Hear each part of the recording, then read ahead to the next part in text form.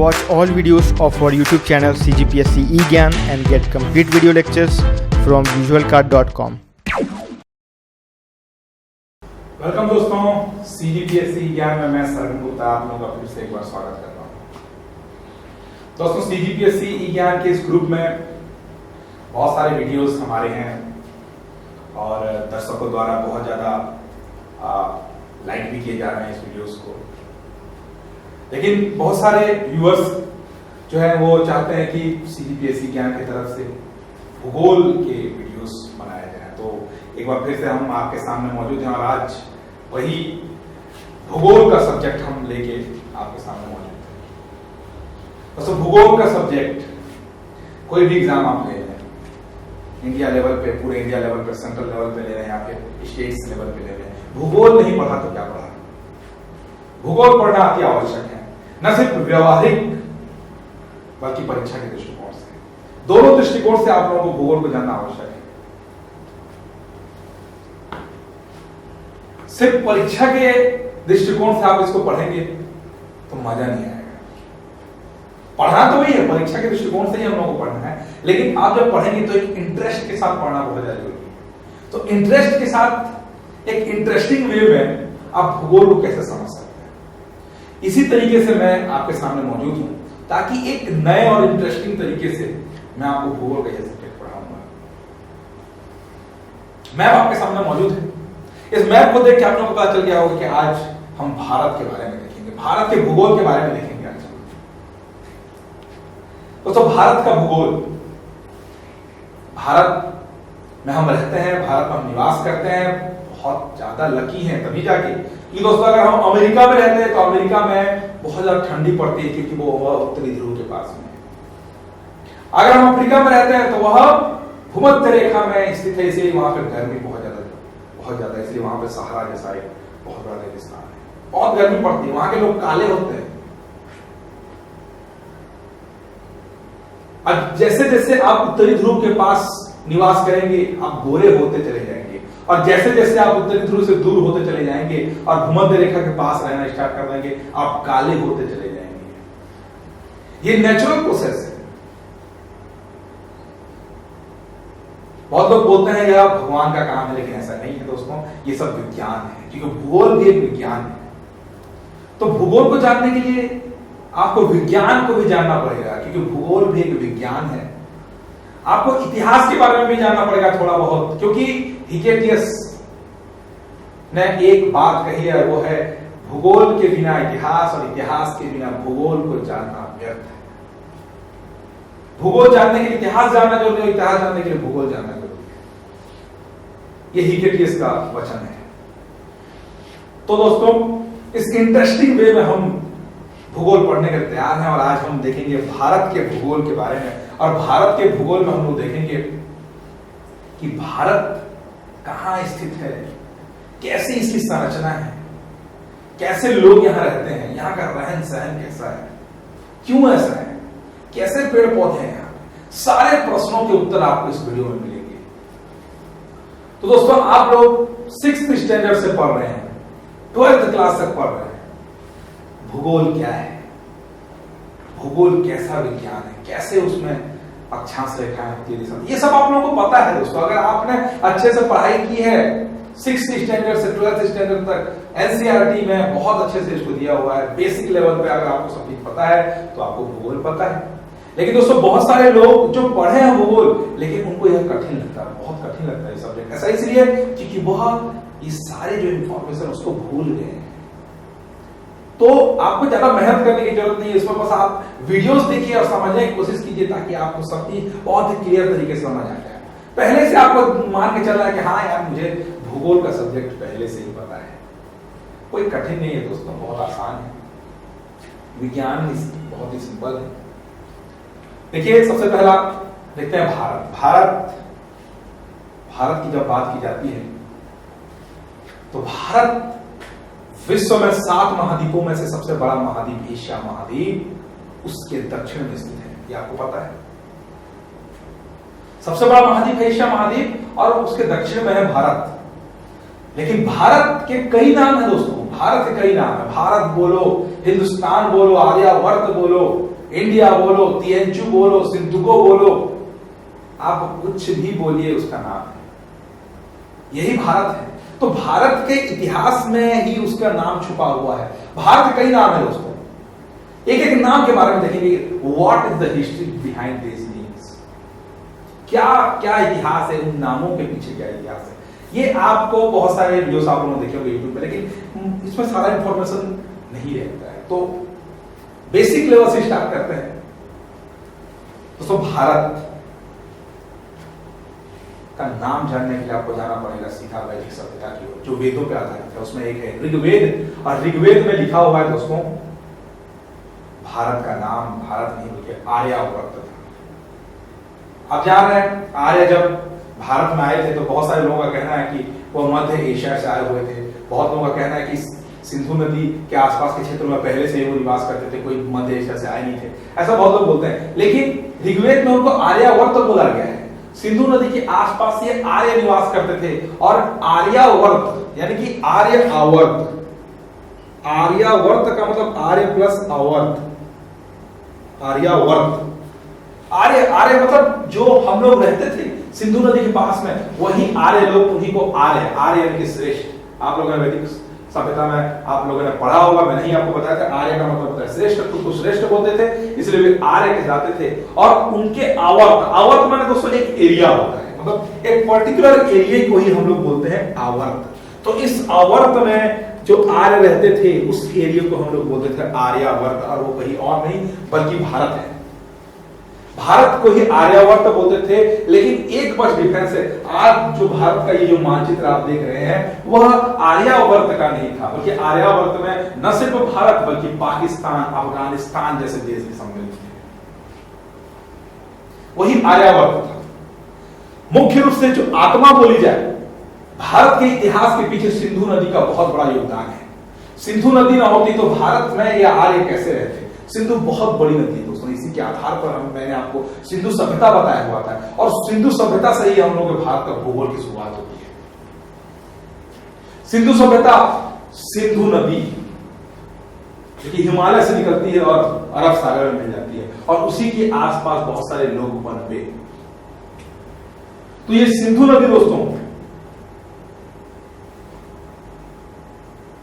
जो पाकिस्तान और भारत के जम्मू कश्मीर से होकर गुजरता है, इस सिंधु के नाम पे ही भारत का नाम हिंदू पड़ा। लेकिन उसके पहले महाद्वीपों की बात की जाए तो एक एग्जाम में क्वेश्चन पूछा गया था दोस्तों, जो मैंने फेस किया था। एग्जाम में क्वेश्चन था कि भारत प्राचीन में किस खंड का हिस्सा था। उसमें एक उत्तर था दोस्तों उसका जम्बू द्वीप, मतलब भारत जम्बू द्वीप का एक हिस्सा था। क्या है ये जम्बू द्वीप दोस्तों? जम्बू द्वीप कुछ और नहीं बल्कि एशिया महाद्वीप को बोला जाता था, जम्बू द्वीप। हम आजकल 7 महाद्वीप पढ़ते हैं, एशिया महाद्वीप से लेकर ऑस्ट्रेलिया महाद्वीप तक।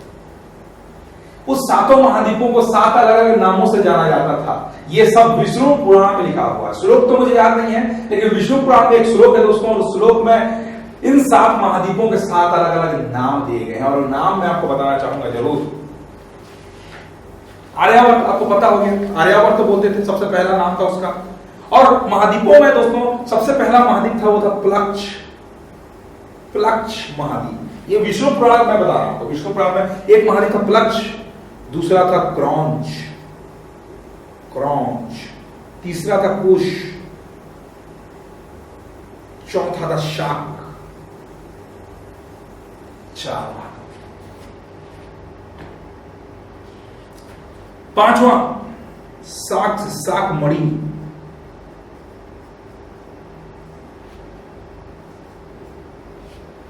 प्लक्ष, क्रौंच, कुश, शाक, साक मणि, नाम बहुत अलग अलग है।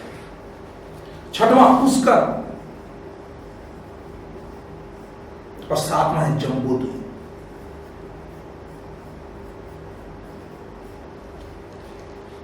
ये देखिए दोस्तों 7 ऐसे नाम जो आप लोगों को जानना है, बहुत ज्यादा जरूरी है। एग्जाम में आएगा, लेकिन मुझे बताना है। तो बेसिक से मैं बताता हूं, सिर्फ बेसिक आप समझ जाइए। ये देखिए 7 महाद्वीपों के अलग अलग नाम, प्लक्ष, क्रॉन्च, कुश, शाकमणि, पुष्कर और जम्बूद्वीप। और इसमें से ये जो जम्बूद्वीप है सबसे बड़ा महाद्वीप था दोस्तों, और उसी में भारत स्थित था, वही है एशिया महाद्वीप। उस जम्बूद्वीप में आज का एशिया महाद्वीप के साथ साथ और भी कुछ खंड थे।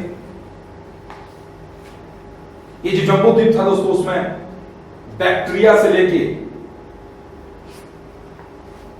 साइबेरिया तक का हिस्सा शामिल था।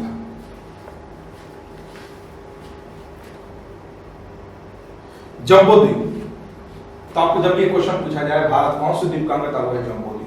जम्बूद्वीप यानी कि जामुन का द्वीप। तो दोस्तों उस समय सिर्फ एशिया महाद्वीप ही एक ऐसा महाद्वीप था जहां पे जामुन के वृक्ष पाए जाते थे, इसे इसको जम्बूद्वीप बोला जाता था।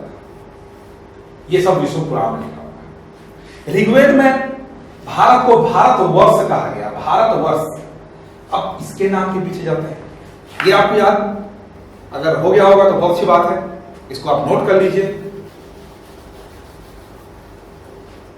भारत, भारत बोलो या फिर भारतवर्ष, भारतवर्ष, भारतवर्ष यानी कि बोलते हैं दोस्तों हम लोग भारत की संतान है। भारत जो है भरत से निकला है, भरत, भरत से निकला है।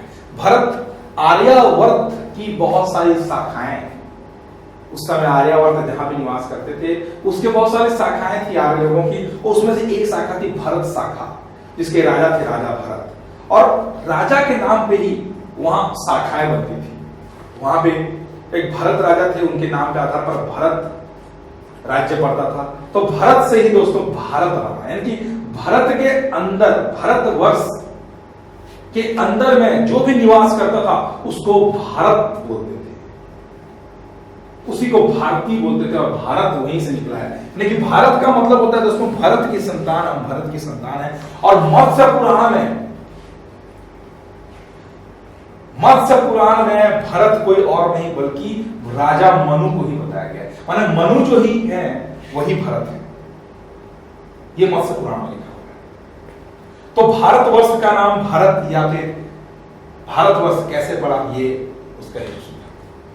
अगला नाम है आर्यावर्त। भारतवर्ष के बाद आता है हिंदू, हिंदू से हिंदुस्तान बना, हिंदुस्तान। दोस्तों हिंदुस्तान कैसे पड़ा और ये हिंदू वर्ड कैसे निकला, ये भी बहुत बड़ी बात है। हिंदू कैसे निकला है, हिंदू है।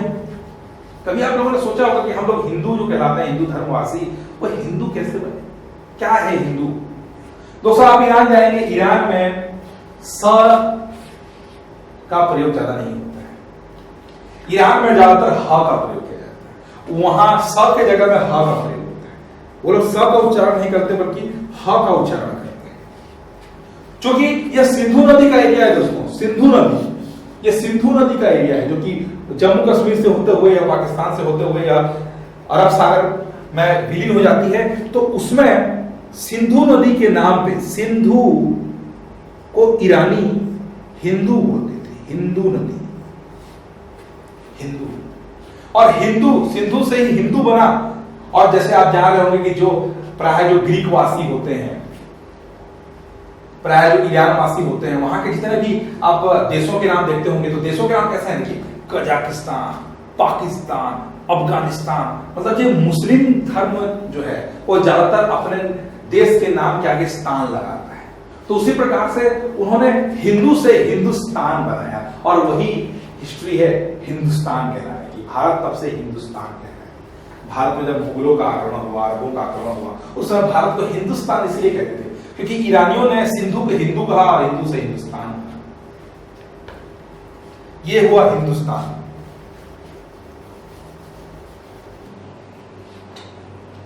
एक और नाम है दोस्तों भारत का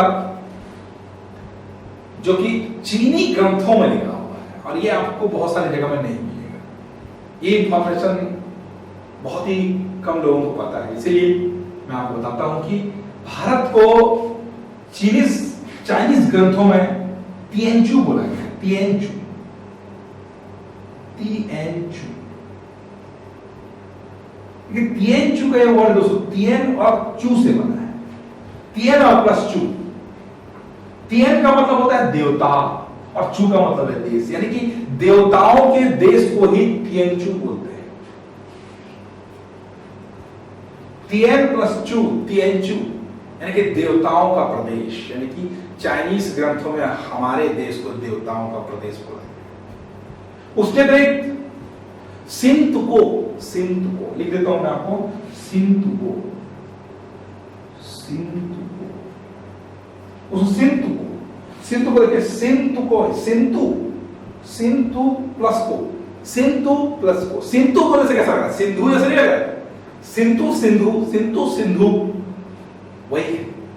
सिंधु नदी को भी वो लोग सिंधु बोलते हैं, चाइनीज में सिंधु बोला जाता है, इसीलिए सिंधु और को माने कि देश, सिंधु देश, सिंधु को, ये दो नाम है जो चाइनीज लोगों के लिए चाइनीज ग्रंथों में लिखा हुआ है।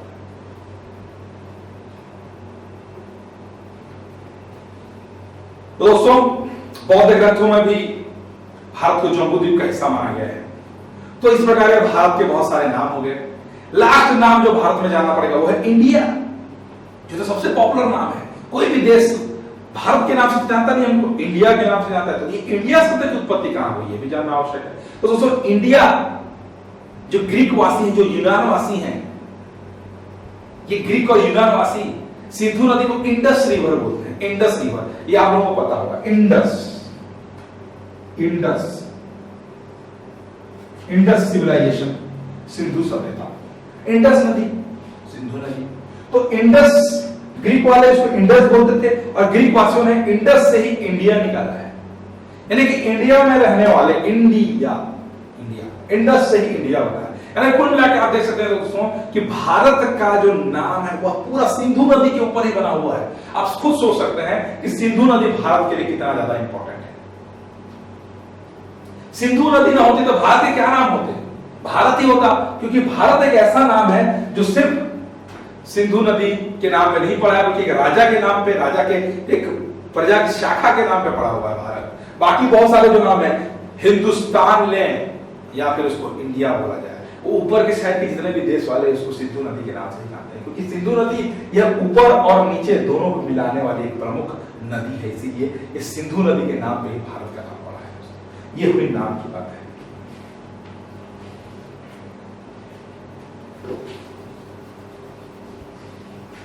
दोस्तों ये जो चीजें मैंने आपको बताई बहुत ही इंपॉर्टेंट है, आपको उसको याद रखना है। अब ये जो भारत का, जैसे मैंने आपको यहां पे मानचित्र तैयार किया हुआ है दोस्तों, भारत का ये मानचित्र आपको अच्छे से याद होना चाहिए। बचपन से आप पढ़ रहे हैं भूगोल तो आपको अच्छे से याद होगा। मैं आप ऐसा समझ के चल रहा हूं कि आपको भारत का मानचित्र अच्छे से याद है। साथ ही साथ जो मैंने अलग अलग स्टेट्स इसमें ड्रॉ किए, जैसे जम्मू एंड कश्मीर है, यहाँ पे देखिए, यहाँ पे ये बिहार है, ये उत्तर प्रदेश है, ये छत्तीसगढ़ है, ये झारखंड है, ये उड़ीसा है, ये तेलंगाना है, ये कर्नाटक है, ये गुजरात है, ये महाराष्ट्र है, ये मध्य प्रदेश है, राजस्थान है, ये पंजाब है, हरियाणा, ये मतलब ये सारे स्टेट्स तो आपको जानने होंगे। और मुझे यह लगता है कि आप लोगों को आता होगा, और जिन लोगों को नहीं आता होगा वो जब भी भूगोल पढ़े, जिनको नहीं आता उनके लिए दोस्तों, जो उनको आता है उनको भी अगर भूगोल के बारे में अगर अच्छा नॉलेज हासिल करना है, एक ज्ञान प्राप्त करना है, तो हमेशा एक मानचित्र या जो एटलस मिलता है दोस्तों, वो एटलस आप हमेशा अपने पास रखें। और जब भी भूगोल की पढ़ाई करें, आप एटलस को अपने पास जरूर रखें। बिना एटलस से आपको एक पर्याप्त जानकारी भूगोल के बारे में प्राप्त नहीं हो सकती। तो चलिए शुरू करते हैं। भारत नाम के बाद अब देखते हैं काम के बारे में। भारत कहां है? 7 महाद्वीपों में एशिया महाद्वीप के दक्षिण में है, यह आपको याद है। लेकिन भारत पूरे विश्व में दोस्तों देखिए, एक चीज आपको याद रखना है। जैसे मैं यहां पे एक गोला ड्राइव करता हूं, यहां पे देखिए, यहां पे गोल मैं तैयार करता हूं, गोला।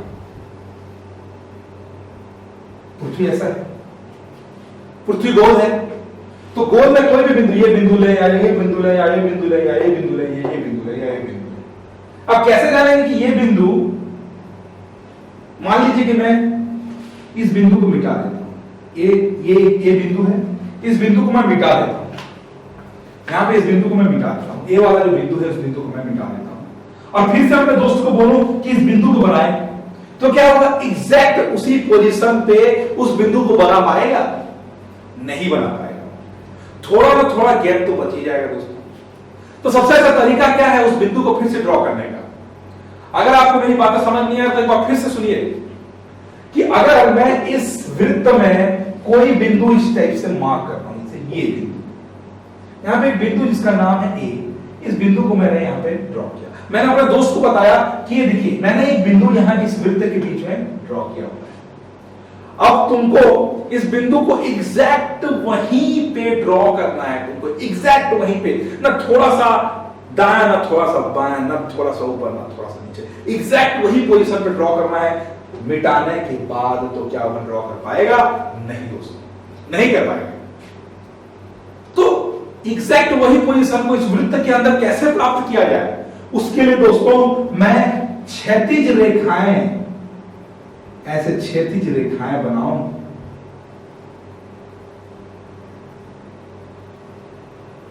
अगर मैं ऐसे क्षैतिज रेखाएं बनाऊं और ऊर्ध्वाधर रेखाएं बनाऊं,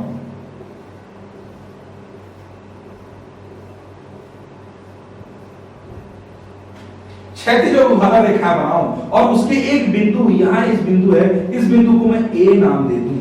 और अगर इस बिंदु को मिटाने के बाद फिर से बोलूं कि उस बिंदु को एग्जैक्ट उसी पोजीशन पर ड्रॉ करो, अब वह जरूर ड्रॉ कर लेगा उस बिंदु को। इसका मतलब यह है दोस्तों कि किसी भी बिंदु अथवा किसी भी क्षेत्र की स्थिति और विस्तार को जानने के लिए हम लोगों को ऊर्ध्वाधर और क्षैतिज रेखाओं की आवश्यकता होती है।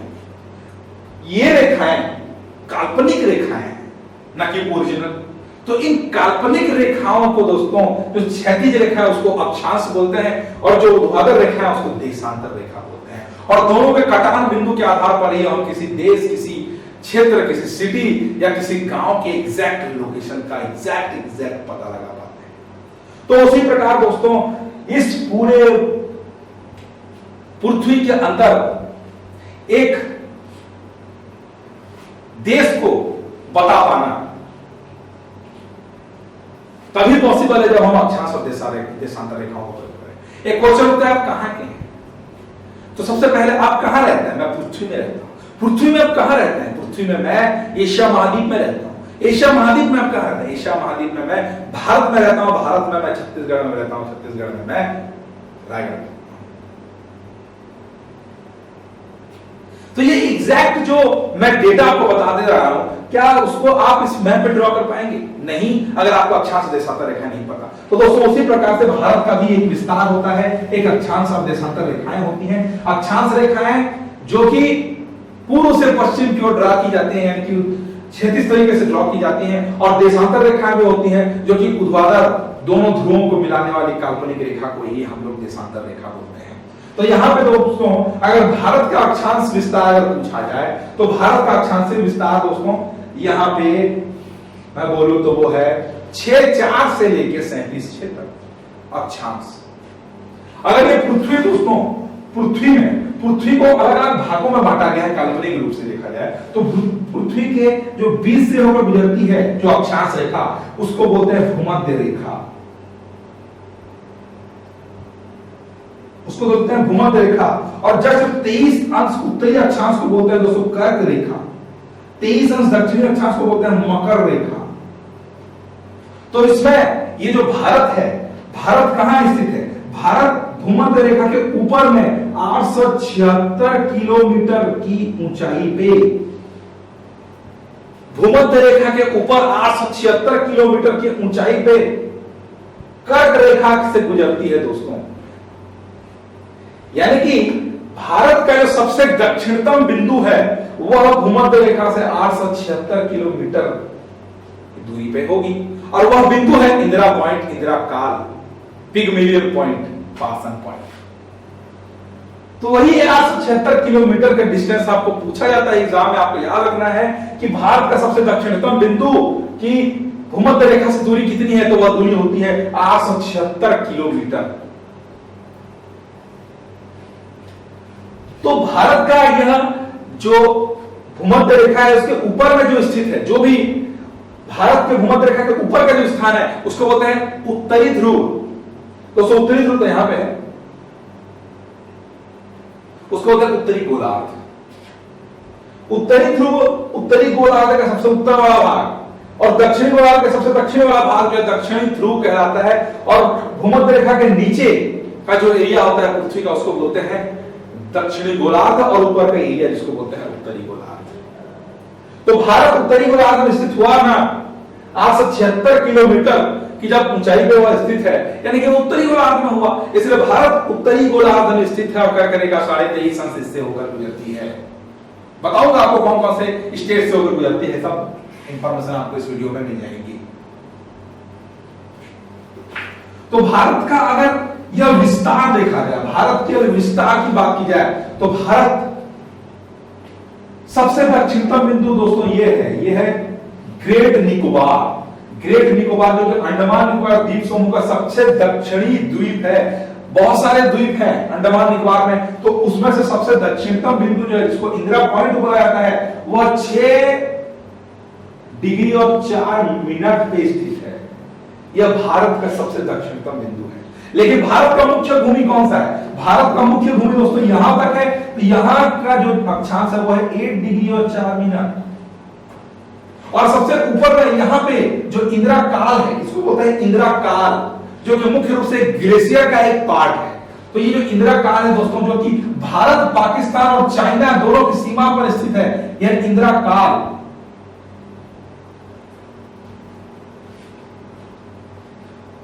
जो है वह अक्षांश से होकर गुजरता हुआ 37 डिग्री और 7 मिनट 6 मिनट समझ दोस्तों 37.6। यानी कि भारत का अगर क्वेश्चन पूछा जाए आपको तो भारत का पूरा अक्षांशीय विस्तार अगर पूछा जाए तो आपका जवाब देना है भारत 6 डिग्री 4 मिनट से लेकर 37 डिग्री 6 मिनट तक का फैला हुआ है अक्षांश के दृष्टिकोण से। और मुख्य भूमि को अक्षांश के हिसाब से बताया जाए तो 8 डिग्री 4 मिनट से लेकर 37 डिग्री 6 मिनट तक का इसका अक्षांशीय विस्तार है। अगर देशांतरी विस्तार की बात की है, मतलब अगर ऊर्ध्वाधर रेखाएं खींची जाए दोस्तों तो ऊर्ध्वाधर रेखाओं के बारे में जानने के लिए आपको जानना पड़ेगा ग्रीनविच रेखा जो कि ब्रिटेन से होकर गुजरती है। ब्रिटेन में दोस्तों एक टाइमलाइन होता है। एक टाइमलाइन को जानने के लिए हम लोगों को एक काल्पनिक रेखा माननी पड़ती है जो सभी देशों के द्वारा माना गया है कि ग्रीनविच को वह एक मुख्य देशांतर रेखा मानेंगे जिसको बोलते हैं 0 डिग्री। और जो 0 डिग्री की जो काल्पनिक रेखा है जो कि उत्तरी ध्रुव और दक्षिण ध्रुव को मिलाया जाता है, तो जो रेखा गुजरती है ब्रिटेन से होकर उसी को बोला जाता है मुख्य देशांतर रेखा। तो भारत दोस्तों मुख्य देशांतर रेखा के पूर्व में स्थित है और इसीलिए पृथ्वी को 2 भागों में बांटा गया है। यहाँ पे अगर ये पृथ्वी है तो अगर ग्रीनविच 0 डिग्री जो कि उत्तरी अक्षांश उत्तरी ध्रुव और दक्षिण ध्रुव को मिलाने वाली काल्पनिक रेखा है 0 डिग्री, उसके दाएं साइड में 180 आपको काल्पनिक रेखाएं मिलेंगी इसके पूर्व साइड में। और इस एरिया को दोस्तों बोला जाता है पूर्वी गोलार्ध। और दक्षिण साइड में आपको 180 काल्पनिक रेखाएं मिलेंगी ऊर्ध्वाधर, उसको बोला जाता है दोस्तों दक्षिणी पश्चिमी गोलार्ध। तो इस प्रकार पृथ्वी जो है उसको 4 गोलार्ध में बांटा गया है। अगर अक्षांश के हिसाब से देखा जाए तो उत्तरी गोलार्ध और दक्षिणी गोलार्ध, अगर देशांतर के हिसाब से देखा जाए तो पूर्वी गोलार्ध और पश्चिमी गोलार्ध। और टोटल मिलाकर जो देशांतर रेखाओं की संख्या हुई वो दोस्तों 360 डिग्री हुई, 360 हुई। और टोटल जो अंश जो घूमता है पृथ्वी अपने चक्कर लगाने में वो हुआ 360 डिग्री। यानी कि जो देशांतर रेखा है, देशांतर रेखा के दाएं तरफ 180 रेखाएं और बाएं तरफ 180 रेखाएं, टोटल मिला के 360 रेखाएं। जो एग्जाम में पूछा जाता है आपको कि कुल मिला के कितनी देशांतर रेखाओं की संख्या है, वह 360 रेखाएं।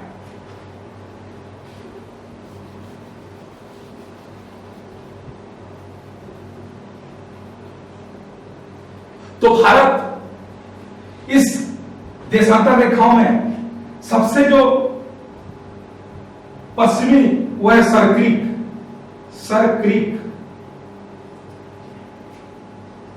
जो कि गुजरात में स्थित है दोस्तों। यह 59.7 से लेकर 97-25 तक स्थित है। यहाँ पे जो वालांगू का जगह है, वालांगू जो कि अरुणाचल प्रदेश में है, वह यहाँ पे जो देशांतर रेखा गुजरती है उसको। तो दोस्तों यहाँ पे मैंने आपको बताया कि भारत का सबसे दक्षिणतम बिंदु क्या है। तो भारत का सबसे दक्षिणतम बिंदु है यहाँ पे इंदिरा पॉइंट। सबसे उत्तरी बिंदु, इसी को बोला जाता है इंदिरा काल। इंदिरा पॉइंट, इंदिरा काल दोनों इंदिरा गांधी के नाम पे रखा गया है। अगर सबसे पूर्वी भाग की बात की जाए, सबसे पूर्वी भाग देखिए यहाँ पे देशांतर रेखा में 97 डिग्री, यहां मैंने गलत लिखा हुआ है यहाँ पे 97 डिग्री और 25 मिनट जो देशांतर रेखा गुजरती है वह किबिथु जो कि अरुणाचल प्रदेश में है। तो उस अरुणाचल प्रदेश के किबिथु में यहाँ पे यह देशांतर रेखा भारत के सबसे पूर्वी भाग को दर्शाती है। साथ साथ भारत के सबसे पश्चिमी भाग को दर्शाता है सर्किक, और यह गुजरता है जो देशांतर रेखा 68 अंश और 7 मिनट है, वह देशांतर रेखा सर्किक गुजरात से होकर गुजरती है। बहुत सारे बुक्स में यहां पे जो जगह है उसको बोलते हैं गौरमोता। गौरमोता, गौरमोता।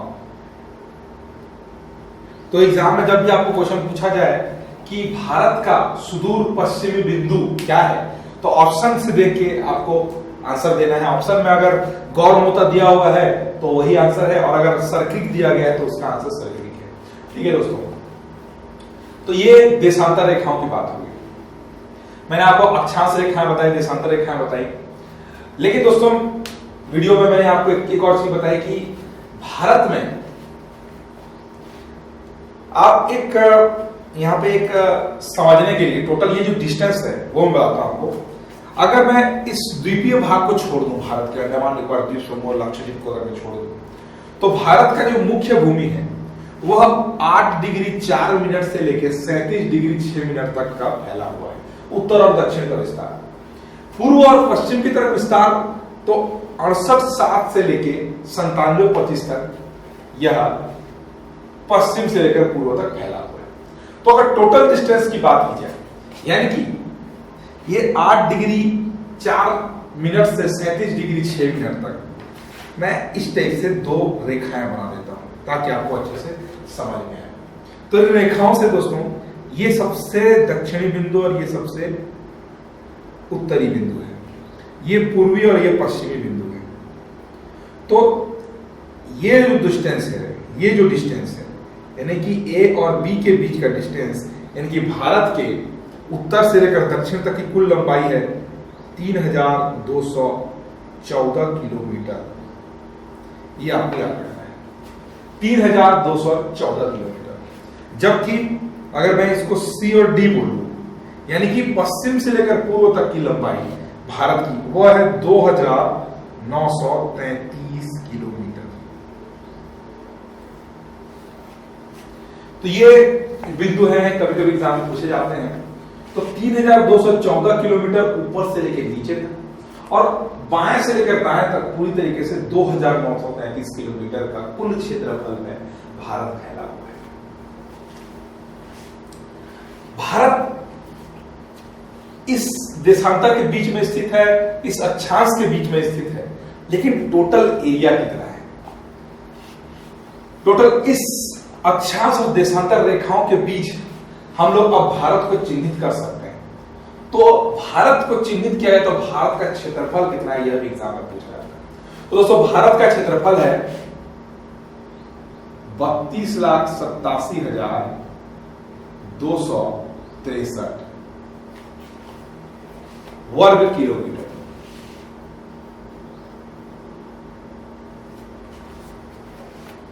बत्तीस लाख 87,263 वर्ग किलोमीटर जो कि भारत का क्षेत्रफल है। और भारत के इस क्षेत्रफल में दोस्तों अभी बांग्लादेश के साथ जो ट्रीटी हुई थी, बांग्लादेश के साथ अभी 100वां संशोधन अधिनियम पारित किया गया है। एग्जाम में पूछे जाते हैं 100वां संशोधन के नियम के अंतर्गत भारत बांग्लादेश को कुछ हिस्सा दे रहा है और बांग्लादेश के कुछ हिस्से भारत में आ रहे हैं, और टोटल मिला के अगर देखा जाए तो 206 वर्ग किलोमीटर का एरिया बांग्लादेश से भारत को प्राप्त हुआ है। ये सबसे लेटेस्ट जानकारी है। 206 वर्ग किलोमीटर टोटल क्षेत्र भारत को भी प्राप्त हुआ है। तो कुल मिलाकर अभी भारत का क्षेत्रफल कितना हो गया? 32,87,263 प्लस 206, यानी कि अभी वर्तमान क्षेत्रफल 32,87,469 वर्ग किलोमीटर उसका आंसर। ये सबसे लेटेस्ट जानकारी है। भारत का ये क्षेत्रफल है। तो भारत का ये जो क्षेत्रफल है दोस्तों, ये पूरे विश्व का क्षेत्रफल का 2.5% है। यह क्षेत्रफल भारत का जो क्षेत्रफल है वो विश्व का क्षेत्रफल का 2.5% है, और अधिक एक्यूरेसी के साथ बोला जाए तो 2.42% है। इसको मोटा मोटी तरीके से आपको याद रखना है 2.5%, क्योंकि अभी थोड़ा सा क्षेत्रफल बढ़ा है भारत का, थोड़ा सा बढ़ा हुआ क्षेत्रफल, तो कुल मिला के हम उसको 2.4 2.5% बोल देते हैं। तो अभी भारत का क्षेत्रफल पूरे विश्व का क्षेत्रफल का 2.5% है। इस क्षेत्रफल पर बात की जाए, देखिए पूरा ये भारत का क्षेत्रफल मैंने ड्रॉ किया हुआ है। भारत का ये क्षेत्रफल में अक्षांश देशांतर रेखाएं आपको पता होनी चाहिए। तो इस पूरे क्षेत्रफल को घेरे हुए कुल कितने देश हैं? एग्जाम में यह बहुत इंपॉर्टेंट क्वेश्चन है। ये भारत की जो सीमाएं हैं उससे रिलेटेड क्वेश्चन है कि भारत की सीमा किन किन देशों को स्पर्श करती है। तो देख सकते हैं आप यहां पे, मैं नीले तरीके से ड्रॉ कर रहा हूं। यहां पे जो मैंने डॉट डॉट दिखाया ये पाकिस्तान है, पाक, ये पाकिस्तान है। यहां पे देखिए, यहां पे ये छोटा सा जो हिस्सा है दोस्तों, ये यहां पे छोटा सा जो हिस्सा है, तो ये भारत के जम्मू कश्मीर राज्य को टच करती है, लेकिन यह अभी पाक अधिकृत कश्मीर, ये देखिए यहां पे ये जो है हिस्सा है, यहां पे इसको पाकिस्तान ने ऑक्युपाई किया हुआ है, जबरदस्ती उसको लिया हुआ है, वो पाकिस्तान का नहीं है, भारत से वह छीना गया वो क्षेत्र। इसलिए अभी भी यह क्षेत्र भारत का ही है, लेकिन पाकिस्तान उसको अधिग्रहित किए हुए है, इसलिए इसको पीओके बोला जाता है, इसको पाक ऑक्युपाइड कश्मीर बोला जाता है, यानी कि पाक अधिकृत कश्मीर इसको बोला जाता है। तो ये पाक अधिकृत कश्मीर में ही दोस्तों अफगानिस्तान टच किया हुआ है। यहां देखिए थोड़ा सा हिस्सा पाकिस्तान से, ये पाकिस्तान से पीओके के यह हिस्सा, कुल मिला के 106 किलोमीटर का यह छोटी सी जो सीमा है वह पाक और पीओके में है, पाक अधिकृत कश्मीर में है, लेकिन ये भारत का हिस्सा है, इसलिए इसको भारत का ही हिस्सा मानते हुए बोला जाता है कि अफगानिस्तान भी भारत को टच करता है, पाकिस्तान टच करता है।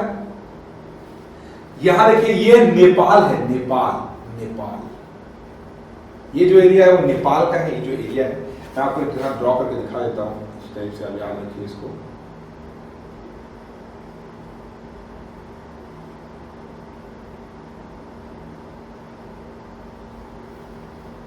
ये नेपाल का हिस्सा है, ये भूटान है, भूटान, यहां पे देखिए बांग्लादेश, बीडी बांग्लादेश। यहां पे देखिए दोस्तों ये जो नेपाल का यहां से ले, ये एरिया से लेके पूरा ये यहां तक का जो एरिया है ये चाइना का एरिया है, ये इधर चाइना है जो कि तिब्बत कहलाता है। तो तिब्बत अभी चाइना का हिस्सा है, तिब्बत। साथ ही साथ अरुणाचल प्रदेश का यहां से लेकर यहां तक का जो हिस्सा है, यहां से लेके यहां तक का हिस्सा, यह भी चाइना का ही है, चाइना से टच किया हुआ है। यानी कि चाइना कश्मीर से भी टच है, उत्तराखंड से भी टच है, हिमाचल प्रदेश से भी टच है, और लास्ट में अरुणाचल प्रदेश से टच है। उसके बाद ये जो है, ये है म्यांमार, इसको पहले बर्मा बोलते थे, इसको आजकल म्यांमार बोलते हैं।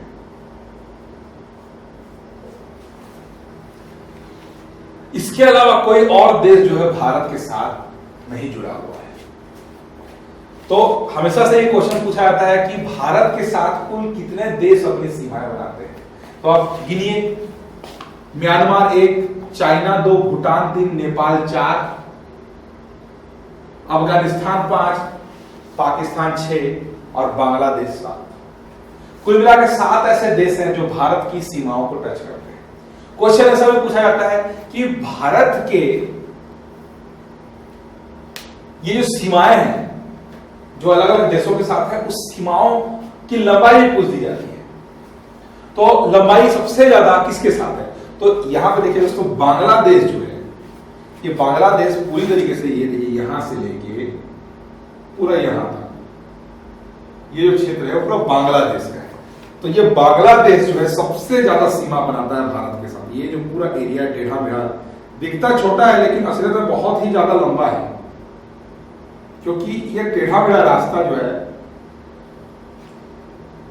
बांग्लादेश का है। और बांग्लादेश की ये जो सीमा है वह 4096 किलोमीटर का क्षेत्र बनाती है। बांग्लादेश 4096 किलोमीटर का क्षेत्र बनाती है।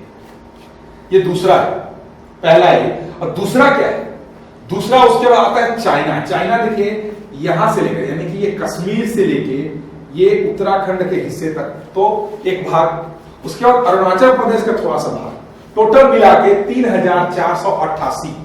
यहां पे आपको याद रखना है चाइना का, मैंने यहां लिख देता हूं चाइना,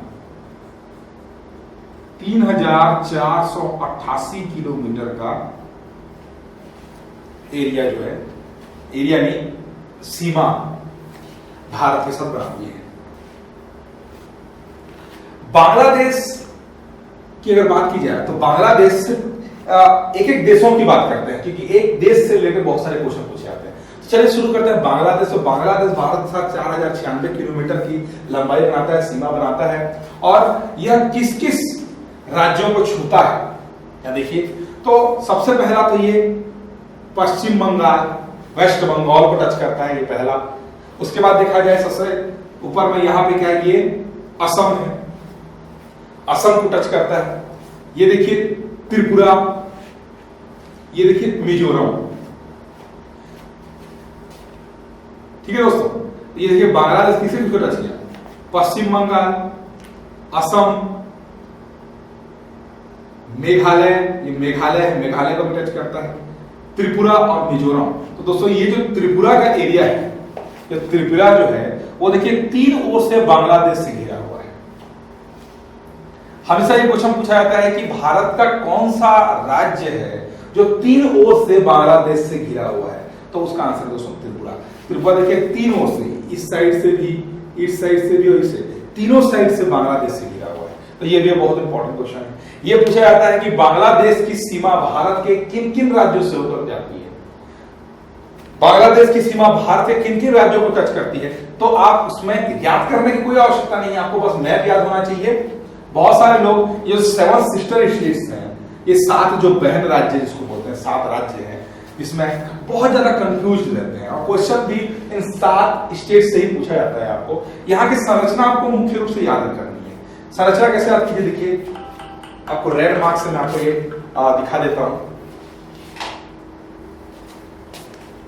देखिए इसका अगर 7 सिस्टर स्टेट्स की बात की जाए तो इसका सबसे बैकबोन जो है दोस्तों वो है असम। यहां पे मैं बना देता हूं असम को,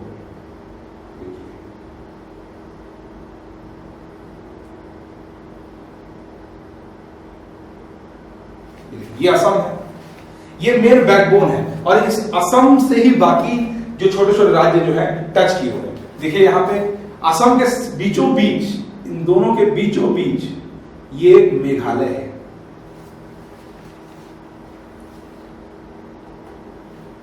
असम के बिल्कुल बीचों बीच है। यहां पे देखिए उसके नीचे यहां पे ये त्रिपुरा है, ये मिजोरम है, ये अरुणाचल प्रदेश है, या देखिए नागालैंड और मणिपुर। तो कुल मिला के आप जब देख सकते हैं यहां पे कि असम के साथ सारे जो राज्य हैं वो टच हैं, असम के साथ है। असम बैकबोन है। असम के साथ बाकी अरुणाचल प्रदेश, नागालैंड, मेघालय, त्रिपुरा, मिजोरम, जितने मणिपुर, जितने भी हैं सब जो है असम से टच किए हुए हैं। लेकिन आप यहाँ देखिए मेघालय जो है सिर्फ असम से टच है और किसी राज्य से टच नहीं है, सिर्फ असम से टच है। यहाँ पे बीचों बीच, सिर्फ असम के बीचों बीच है। त्रिपुरा की बात की जाए तो असम के साथ तो टच है ही, उसके साथ ही साथ यह मिजोरम के साथ टच है। मिजोरम असम के साथ टच है, त्रिपुरा के साथ टच है और मणिपुर के साथ भी टच है। मणिपुर 3 राज्यों से टच है, देखिए यहाँ पे 1, 2 और 3, यानी कि नागालैंड, मिजोरम और असम। उसके बाद अगर मैं ये नागालैंड की बात करूं तो अरुणाचल प्रदेश और मणिपुर और असम, और अरुणाचल प्रदेश जो है वह असम और नागालैंड के साथ टच करता है। तो ये आपको जानकारी आपको अच्छे से याद रखनी है। तो मेन बात आपको याद रखना है कि बांग्लादेश के साथ कौन कौन से राज्य भारत के टच करते हैं। उसके बाद बांग्लादेश के बाद सीधा आता है हम लोग चाइना। चाइना देखिए, चाइना अरुणाचल प्रदेश के साथ टच करता है, जम्मू और कश्मीर के साथ टच करता है, जम्मू और कश्मीर के साथ टच करता है, हिमाचल प्रदेश के साथ टच करता है, उत्तराखंड के साथ टच करता है। तो कुल मिलाकर देखिए 1, 2, 3 और 4 राज्यों के साथ चाइना टच करता है। और टोटल लंबाई जो है, जो सीमा है, वह 3488, यानी कि दूसरे नंबर। सबसे पहला बांग्लादेश और दूसरा है चाइना।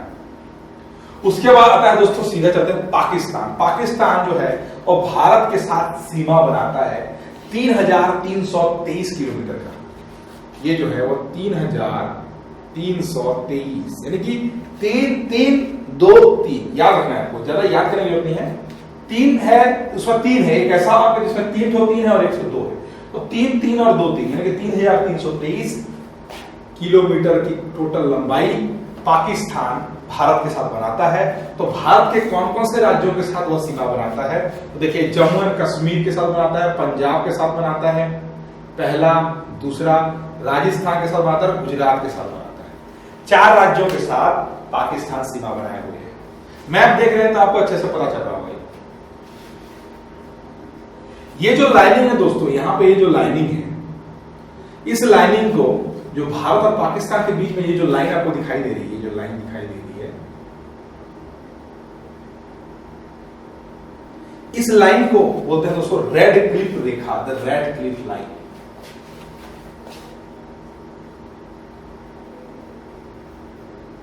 रेड क्लिफ रेखा बोलते हैं इसको।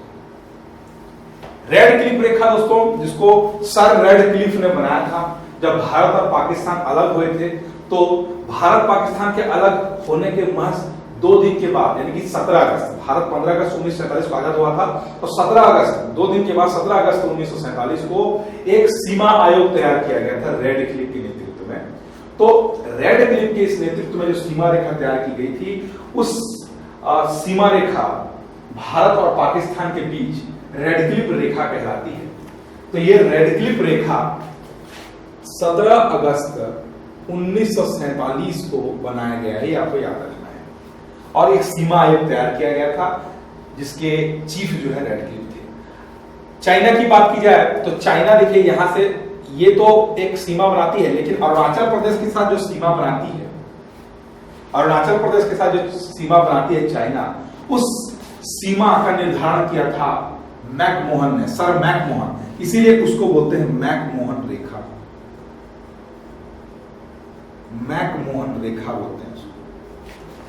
तो मैकमोहन रेखा दोस्तों 1914 में बनाया गया था। 1914 का समय था जब मैकमोहन रेखा अरुणाचल प्रदेश और तिब्बत के बीच में बनाया गया था। आपको याद रखना है, चाइना और भारत के अरुणाचल प्रदेश के बीच में ये नहीं हुआ था। यह तिब्बत, उस समय तिब्बत अलग सा एक राज्य था, और तिब्बत और अरुणाचल प्रदेश के बीच में 1914 में शिमला में एक समझौता हुआ था दोस्तों। शिमला, हिमाचल प्रदेश में जो शिमला है, वहां पे एक समझौता हुआ था, और इस समझौते में दोनों के बीच मैकमोहन के नेतृत्व में एक रेखा निर्धारित की गई थी, जो तिब्बत और अरुणाचल प्रदेश के बीच की सीमा बनाती है। उसी को बुलाता है मैकमोहन रेखा। इसीलिए चाइना आज भी मैकमोहन रेखा को मानने से इनकार करता है।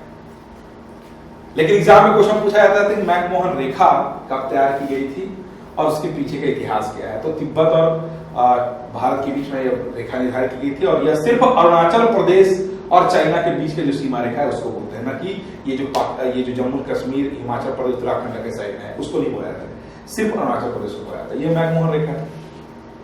तो हम बात करते हैं पाकिस्तान की, तो पाकिस्तान रेड क्लिफ रेखा बनाती है, और इसी ये टोटल जो लाइन है रेड क्लिफ रेखा की जो लाइन है वो है 3323 किलोमीटर।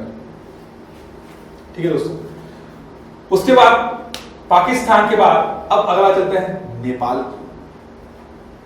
नेपाल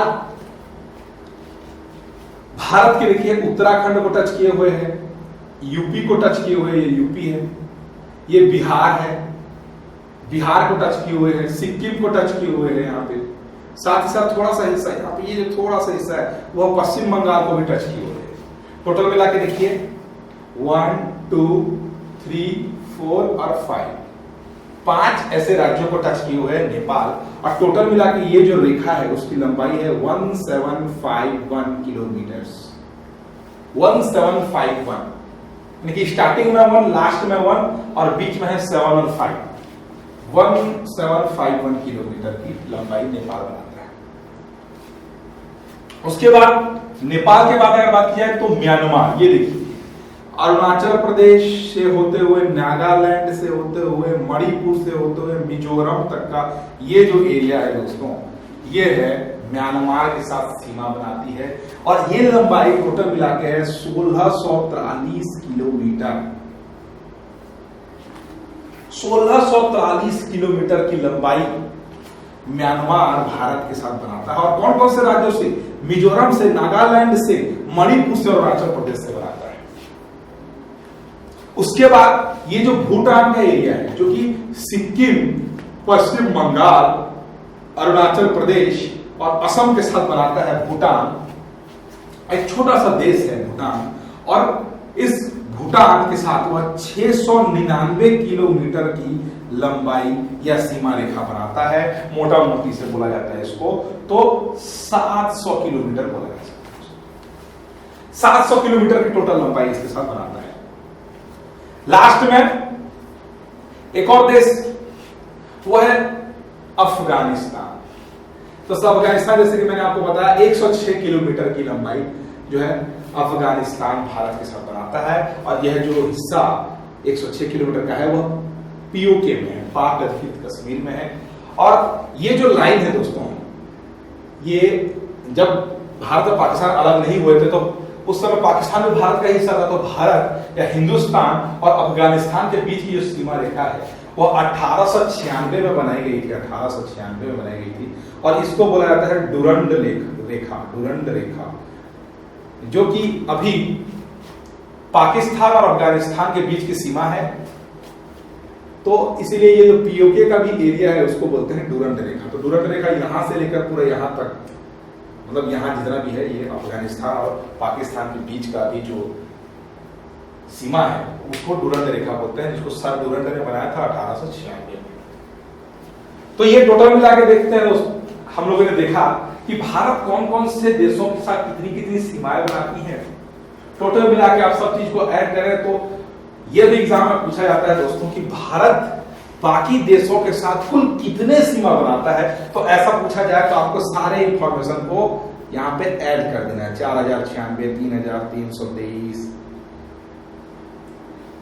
उसके बाद देखिए यहां पे 4096, 3488,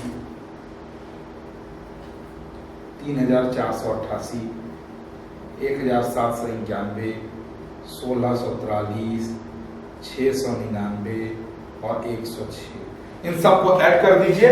आपका जो भी आंसर आएगा वो टोटल सीमा है।